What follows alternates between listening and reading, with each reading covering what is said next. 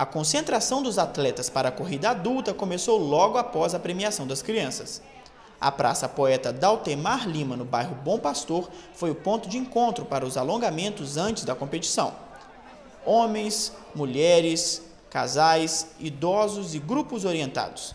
A preparação contou também com a colocação do chip, que serviu para cronometrar o tempo de cada corredor. Para evitar os possíveis riscos durante a corrida da fogueira, a organização promoveu um alongamento em conjunto. 9, 8,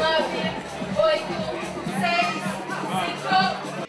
Todos apostos, pouco depois das 7 da noite, o vice-prefeito de Juiz de Fora, Eduardo Freitas, deu a largada. Com vocês, o nosso vice-prefeito, Eduardo, vamos à largada!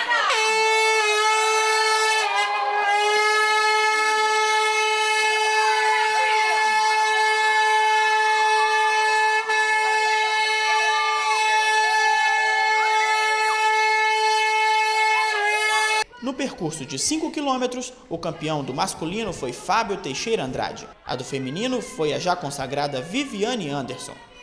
Antes da largada, Viviane conversou com nossa equipe sobre a importância da corrida da fogueira. Eu tenho 22 anos de corrida e 22 anos de corrida de fogueira. Então é história, né? Eu contei muitas vezes quantas vezes já subi no pódio da corrida fogueira.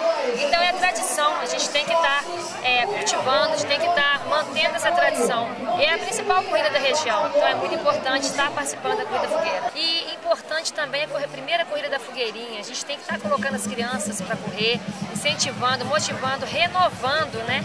Porque a velha guarda continua, mas a criançada tem que começar para aparecer novos talentos. Os campeões masculino e feminino dos 10 quilômetros foram Gilmar Silvestre Lopes e Camila Aparecida dos Santos. Cada um levou para casa, além do troféu, um cheque no valor de R$ 1.400.